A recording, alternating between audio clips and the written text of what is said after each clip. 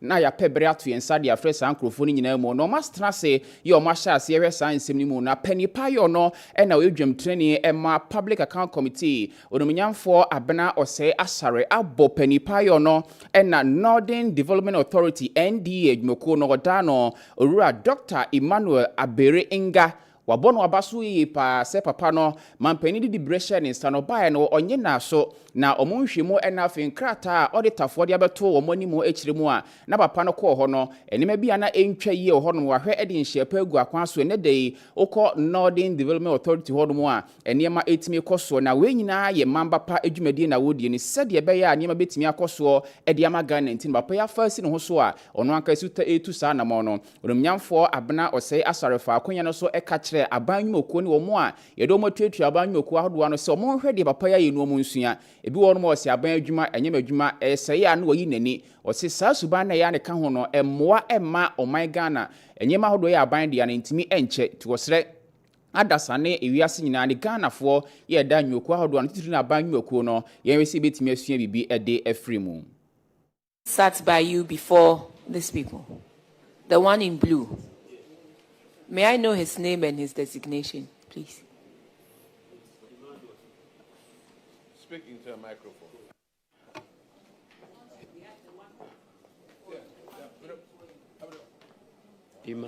Emmanuel. The CEO for Northern Development Authority. For Northern Development Authority. Please speak into the mic. I've forgotten the other name. His first name is Emmanuel, but he's the new acting CEO for Northern Development Authority. Okay. I pray he carries on like this, because clearly he's taking steps to, one, understand the reports, and also he's taking steps to address the infractions. And I like his attitude, and this should be the style of all the CEOs who are coming on board, that if you come to inherit a situation, you don't lament about it, but rather you take steps to see how best you can solve or reduce or minimize the impact of the situation. So the acting CEO of Northern Development Authority, I would like to commend you for that attitude. Kroni muano ena bojukwoni mo peni ono so etiso bie onomnyamfo Cletus Seidu enso edi tudwa se ne saasunti ne kwan so ano no enti obehwem no ahye se esefata se Ghana fo ye dwene oman ni yedie ne nkankon ho esense de bia di yankasa ebotum anafse yankasa ankronkre yedie ebesi ani so wei ena onomnyamfo Cletus Sechiremu a ya na ebo oman na ese oman ti braso se ankronkre ene obi ade de brebe hye onsem no obadwene oman ne ho kane ansa na wankasa obotum atimi abawadwen mu. Very well. He also admonished that politicians or political appointees should also allow the public and civil servants to work. Let's don't use our powers to do unstructured things and later turn out to blame the civil servants. From the chief director's narrative, it was just somebody who used his influence to say that do it this way. From if I listened to him very well, even though they wanted them to be reporting adequately to them, today they are here. We are taking him on when the people who took the decisions, those political exposed persons, are probably sitting somewhere. So let's allow them to work. Basically, we tie them too much, and we sort of put some fear in civil servants. When they see the right thing, they are even afraid to talk. You understand? So let's admonish them too. If you are a political, otherwise we'll start bringing them here. Even if you leave office, but we'll call you to come and answer, instead of calling the civil servants to come and be facing this thing. Thank you. That is why we have our laws governing us. So whether you're a civil servant or a political appointee, the law is the law. And the acting chief director knows the law. So that if you sit and close your eyes or turn your back in the name of you claim is a political appointee, and you know that what the person is doing is not right and is against the law. Also, enso ewo Japan mani mu na Japan ahinkro Tokyo na yekro enra ye botiefo amane se Ghana mampani His Excellency John Dramani Mahama ne na pamfa kopie ewo Japan man ahinkro Tokyo mo nhyiemu kase ekoso honom no mampani so ekwakusi Ghana man no anemu nhyiemu a afia no bia Japan man no frɛ na ofrɛ ebiman panifo ahodo na afie di yen ho komo no mahwe kwan obetimi afaso na ebiman so Japan man atimi aboa ye ne omo boa yen osika kwan so afie adwadie ngomasua ne me ahodo bebre enso ewo ho na asoafo no na ho adwadie ho nsɛm de ema omai Ghana enso ekrodwumadie no asie bie na eho no kogina Ghana aban anamu de to dwa se esefata se Japan man no adefo a wono mu adwumayefo no mo ankorankro mo nya sika no omotwa omani ebehe omai Ghana mu ye person se Ghana ye omani a woba na do sika be hyemu a omoka Ghana mabunu padwuma enti wo ba na obebi adwuma ha no mabebo yi pa onumnyamfo Elizabeth Ofusu Ajare editor dwa se mampani His Excellency John Dramani Mahama ni swade hu ba ko ye friend say 24-hour economy no onyantobo ase kyerɛkyerɛ abrofo ni mu ma abrofo no hu se we na mampani dia ba na beboa ama adwuma no anopa awia anwumre da sum nyina na adwuma no afidie siso a eye adwuma eno beboa ama Ghana ye nyamfaso se ofa ye nnwuma na so ofa ye mabunu amomanya adwuma de no ana ye so ye gito de afiri ho na won so adekode na wo ye no eboa maye ne bebre so enti wei ene ne mahodo bi na onumnyamfo Elizabeth Ofusu Ajare ye ono na wo ye soafo ha adwadie hu nsem so no oka mampani hu na ode sansemi so etudwa okoso asre so oba bibrim ha no mo a Ghana ye omane a emudwu yi pa ne saso nti oba na rosika be hyemu a enya de bi a bebo hu se bi a de bi ntokwa bi besi ye beto aba obi beku obi ama adwuma asai a de bi okani nyina de kira abrofo no ma abrofo no ani gie pa no mo bo mu tirinko ya wahye mo so mbeba ahadwo ya aban no so nhye pa de mo bia ya obi bi adwuma wa ha na wafa omanfo ne mabunu so adwuma ede ayebie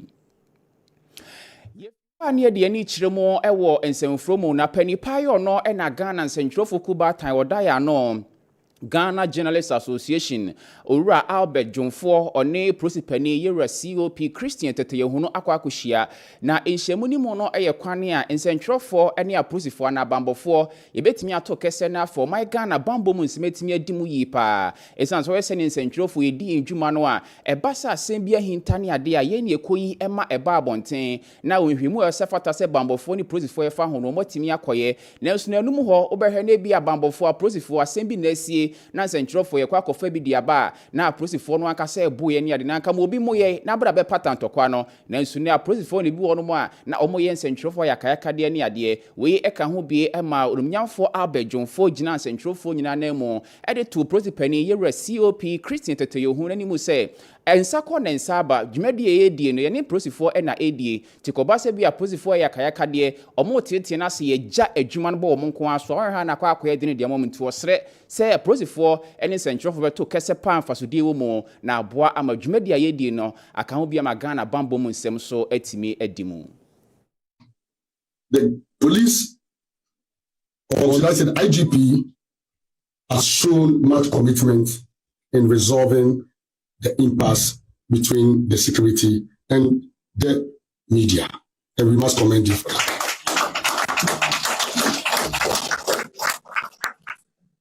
He demonstrated this by inviting me last week to his office to understand what our police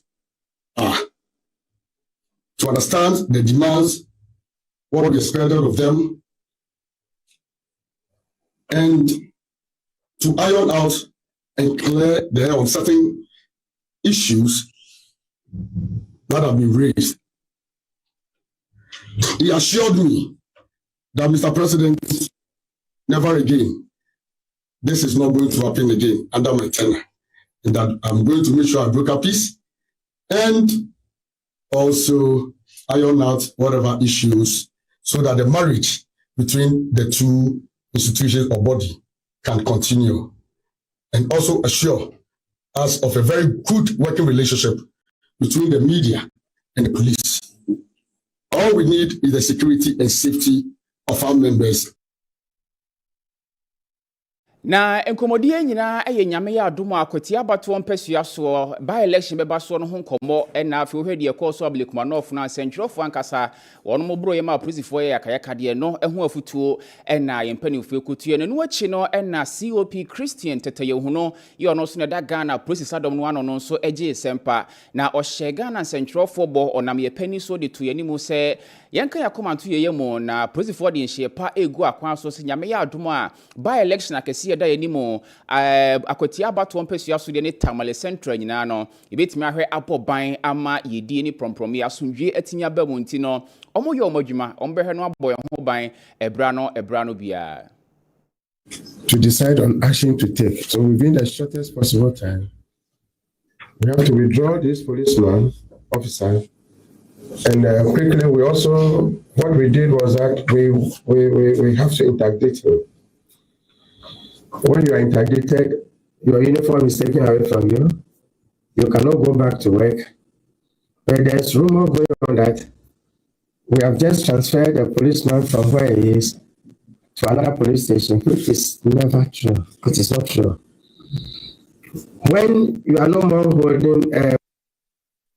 wearing uniform, the only thing is that to look for your village and go and stay in the village and think about what you did wrong. So maybe when people saw this police officer in his hometown or village,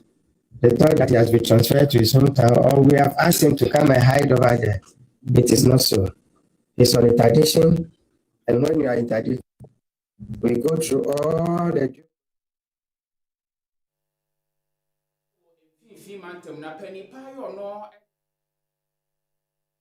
Frania de ani kiremu onfifi mantem na panipa yo no na YE adwumako no oye pania be de kire oda no owura atongo e de ato dwa se nyame adom mampani hye odigu akwa so youth apprenticeship program no ade a ebeboa yi pa akọ onfifi mantem nko ano a emebunu baako bebro be sempem aduonu mienu 52000 ne wonom ebenya hye no so emfaso ne saaso nti ode ato awofo anim so mo no mama enkasa se dwumadi amampani di aba no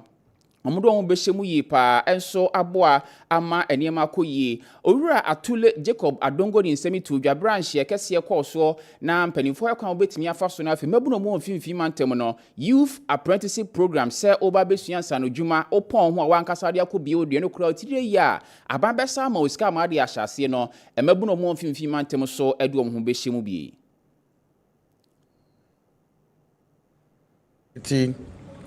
We are in the Central Region today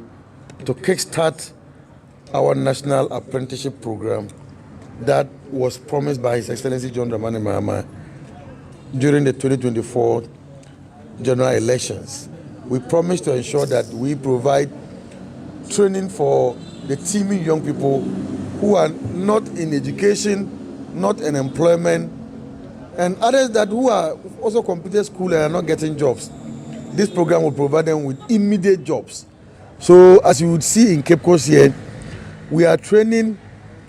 trainer of trainees from all the constituencies in the Central Region.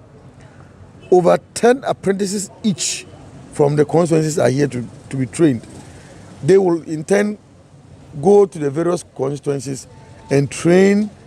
young people who have applied to take advantage of our trade and vocation that we envisage to train young people so they can become employable. We intend to train over 15,000 young people with the first catchment throughout the country. So as you would remember, the apprentices, about 3,000 apprentices are being trained, and each apprentices would be allowed to train 5 apprentices. Each for infrastructure Kaseɛ ni What Scientific Hospital Dr. Nimo de Wumben Parents Repair no yade bia Dr. Ejibre ene adagye na wahwe wo a obetimi aba na so abegye ayaresa ewo ho Dr. Seven Kanchro say yade bi na akọ so obu say eye namu sanyare ama be ma akọ private na nsufita bi fu be ma na oba na so oba ewo ho ani nsu ogu asikyere yare diabetes na ha wo pressure ana stroke akawato form a eye ni What Scientific Hospital ena obeba obi de eya wo ho nsema warefo mo atena ache na sa wo ni mo ha wo a ni what scientific hospital na beba kasa na pampan boni di akire anase ulcer typhoid ene ha wo ni what scientific hospital owo kuma se atonsu Monaco junction oni adansuru abang die ni mehwe enkran so mile 7 achimota mile 7 ben Janet Konadan no juada kusida memenda na onsabeka no friend 0244 08 76 870244 08 76 87 opana phones akofa mobile phone mono ediaba na ose ene entisika pudu nkoto mobile phone na ema meda kombra baje mobile phone no na tetene kakrakra na watwe bia na benya sika na adiaba na watwe miensa na watwe mienu busumi bia ombeho anim na odia ne so beba iPhone Infinix Samsung Tecno Huawei di ope bia bra na bra bi ose wo ba na do Ghana card yaba ana national ID card bia na odi sika kakra nso aka ho a odi beto ase commitment fee ne o se no kre ade ne woni gi ho ampa tie wi a ne wan hye na sede wa ho odin beso no oni mpanifo atena se aye saa pam no nti bre ne so ano azitika ba betumu na atewoka no so dia ma kumasia yaso ye no eya ahodo mienu opana aso edi kan no ewo edum Prudential Bank die nimhwe enna edum ho aso no de etosumi no ne Ezra FM fo ne die nimhwe frɛ no na oni eni dwa ewo 0248 255535 0248 255535 na yebeje so Ajima Bedu Enterprise the sister seasoning powder de aba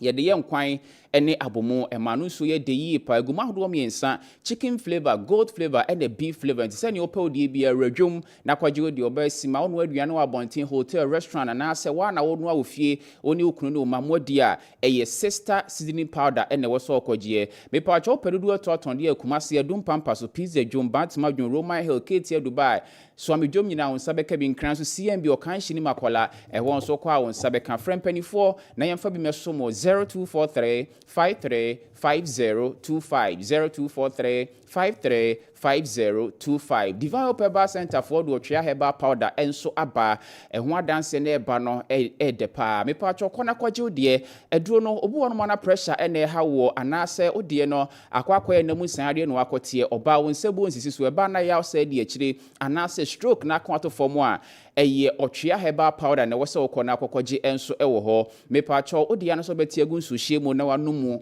unum ne fra no anum na no ho no mu a na ahyase ayo ho adwuma drugstore herbal shop your room na body so portrait on sabe kan de kumasi yadudu mono Fred Menso keo kapeba osunyane na nabo ache ba okanshi mensa otakura de PK Gambila ewo tamale frene emfa bi meso mo 0591 565557 0591 565557 na yebeje so multi credit savings loans ye card ya kire wo se adwuma bia wo ye bia se fata se otrem wo behia sika multi credit se bra besia bia pebia na yemfa emma wo ya ban adwumani ankrankra wa na wo ye adwuma empanifo se bra na beji sika eye boafo na eye na enti multi credit so wa be ye boafo bra sika bia pebia bra na empanifo no nsidwa na yentena se ni ho nkomo ensi hu adaso no ye ketua bi na empanifo nso enu ni akwan bia se kofa niema besia wo akofa ofie kofa oka kofa wasa se bra sa niema no enim oba ye futufuo mu no betufuo adi ehwe na de kodi apese odi sika ne koye no ebe hu so mfa so se betimi aba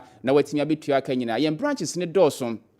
bia be hu bia remu na kokwaje bisia so ebi ewa ha gina be na frempanifoɔ na nsɛm bi ho bia ne yento so 0244 384233 0244 384233 afi 0501 257556 0501 257556 Kessben University College so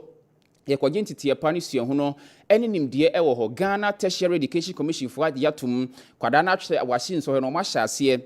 owie pe upesua pon de no akwawofo eye Kessben University College na wose ode no eba program say no edorso me pacho de hia se watwero wase no watwa English Math Science no relatives miensa aka ho ana obu ono ma onko senior high school da wanya finhie de 25 years de kwa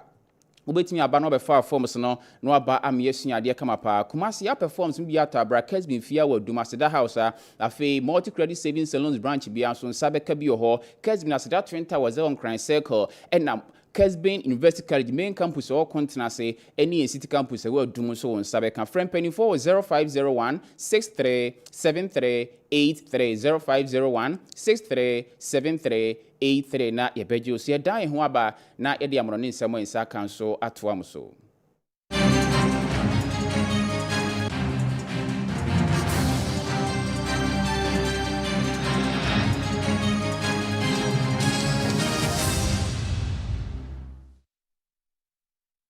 amonone nsɛm ase de free America man no emu. America man penidu na Trump buy no hye bo bebre di na di mu akotene pa ne sɛ yenom a yeni tumi krata ko pie America man mu no obefa akwani asa nyina so no apam ye nyina de free America man ni mu na mpaniam pa obaye ode ase ayoyo ya watiku friends ice ye omo na omo sa ahoho omo bedi nsenseme e wa America man ni mu a ye pie obi ade na ni kyire mu woni man mu na amane ahodo omo makwan e ma omanfo owuram be pie America no ye Canada ene Mexico ne Mexico ebo ehye omo ne America man ne bo hye na omanfo free Canada titru ne Mexico man ho ewuremu na de ha America man no kura papa ene say Mexico man no wi se omo makwan ma hoho ne manfra afọ mmemu abewura America man ni mu no a enubone ho adwade ye se free Mexico ewuremu America man mu no enya senkuma feso kese America man no ato ya kire se eware yie pa ye enya senkuma ofro abebre eche omo ne Mexico fontemo no America man pani Donald Trump de ato dwa se sesia no eho afasuo no anase eho ahyenso de no eye ewura wuye anase brown color na honso awia boss abia ho ye penti wa hye ne mpanifo ye a watwa America dollar opepe aduanansia $46 million say yenhwe ne yemfa bi nsiesie war no ba bia buo bia ye dade bena na afi yensan penti ne tuntum ye paint ni tuntum sa no a oil paint ni mfa paintie odi paintie awiabo a ebeye hye pa obi opeso otwasuo na owura mu free Mexico ba America no osomu a ebehye no chese wontimi kura ntare ho na waye se wo fro de aba enti America man pani Donald Trump a hye ne bambofo ene mpanifo mre he bambo ho nsem so se ni manimu ye no omo paintie ade no tuntum pa se de beye awiabo a ebehye wo mo na obi ntifa ne nsa ensomu na wontimi ngura mu we no eware yie ya kire se okasa wo fra bi wo mo de atwede na etare ho no mo afra wo fro wi akasa obese asifom e wa America obo obehurasi na nemu obu uhuri uwie na nemu omu dia enokra bambofo se agina kire aye twen won ya kire wonti akwakọ yo wuo nkwankwa ni peta ye kire ombeso mu mu America no heaven enya senkuma ya mampani Donald Trump se wan fan hye we anu akwan so a wan hwe ana ade nso afa na se Yefra America man ni mu ane ekọ India man no so emo na ewiase ama ahodo sese ne ye ka no mabia nyasika na ode ya akonde de abọ no ho ban enche wanhwe ya behu ana wiase awie na aba no esi ekon kase de wiase ni mu eye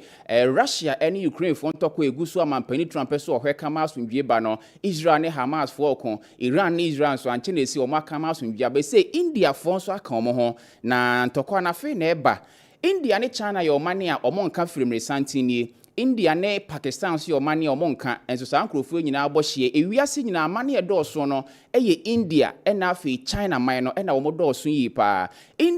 India man na ye topa yesuma koro a ombetimi ato amana koto China ya ebetimi adi ewuyi pa na enra ena India man so for penny na Narendra Modi company for ho ye omo source atopa no hwe ya omo so ahwe nyina no omodu mani kire mo India ena omodu mani kire mo China no mobo China man ne kokose India so eba computer women die ne ade a omo so ekọ animu yi pa topa ye din e de Agni 5 ballistic missile Agni 5 ballistic missile na topa ese ne ohwe no yesuma se emfri India ne nko China ekọ no eno ankasa ye topa ya eda ne ho ena esan so topa ye baako enson ede ka ho enti bi a woto na se eba na China for ye so mo afidi a omo de be se ne owiem se ne Israel for Iron Dome no a edru China mem na wo se etoa na apete na topa ye nson na hyehyɛ ho no oyeyi afa ha nti ba ye dene sɛ ubetimi aka sɛ wo totopa ye de asɛ ne wosoro enti wei ene ade a India man nso atimi aye ya enra omo nso akwakoda ho adi ayidi a kire wiase nyina sesei China man nso mo san sɛ wo mo so yo mane a won ehu ohu yi pa we yakoka ho bie ama wiase ama hodo sika ya kire sɛ man panifo benya no kankan North Korea man no topa ye nko a ena wonom edeye ya enra India man so for penny Narendra Modi ede ato dwa se Agni 5 intermediate range missile Agni 5 intermediate range missile enhyeda nkwa akiri nto mo ne China man bohye ne de enya wura hope oyene ene seye bi on pese ekose ho no eno so ebetimi ayeyi amomum Yefri wan ye de ani kiremo ewo Sweden man ni mo enra ebo tiefo ma ne se asore fie kese a edi mfinhia baako ha ani dumiensa do mo kukuru de afri bebi esi no ede akoba be foforo na nanu ene bedie 5 kilometers pe ya kwan nwakora be se obi ade free ha na okoba efumeso ana se bi a edwoso ana tek na edina no 2 days na omode kro no na enwanwa yi pa enura nwumre no ena nyame adom ba bi omode asore fie ne kwakosie no wonom etimide kosiye eye nnuadan ennua na omode ye asore fie na championship baako ha eni dumiensa ba pani ono no yes of pani oda asafo no ano no enura wa kire nani so ede a kire mpanifo yi pa se Sweden ma mukuro kuma bi friend se Kiruna eho na sa asore fie sie na enam se afuma gudi a wonom tu ntine ba bi si no omokoso amane si wa wanhwe adebi na adwiragum ena enura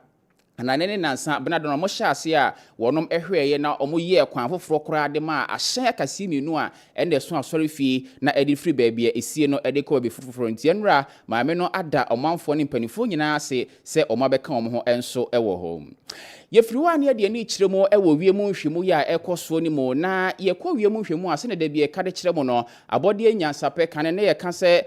planet ahodo wo wiase no nwotwe enkrese de omohu bebre de aka ho a enya senkuma na emu baako eye Uranus no eno ne baabia eho onwunu pa planet ahodo no na bosome baako aduonu nwotwe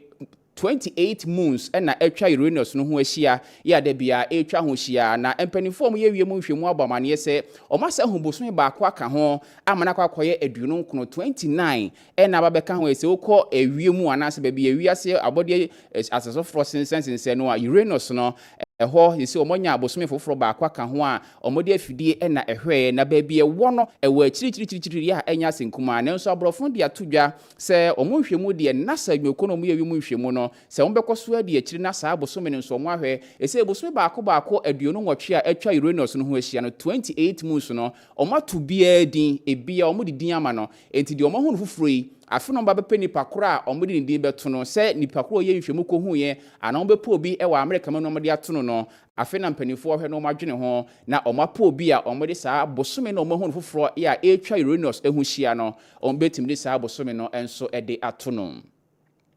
agusia ye nyina so na anopei ye mamu ni amado sensem nsakan no ye mfa ni nyina enso emfa ensi asedan koma semufo pani wo fa kofia pia ne naboafo nyina enso ho kenkanfo amotime nkan anopei misumi din de oheni na kwache adie fesa bremi sorry KOD tinem na ode ma chichibedi na bakakresa se ne nyame ya adomo a ni nyina akiremu wo manhia hemfi na wotwere die Kaseɛ bekoso asante hema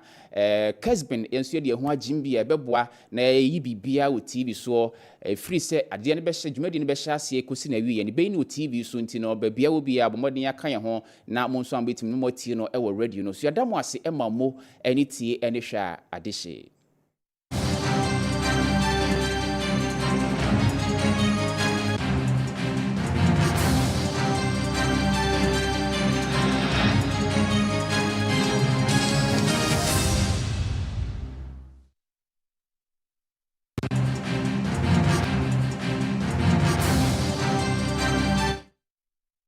Community. Where the gated community. And away for sir. I was Santasia nyinem asase that level kama. Aye demarcated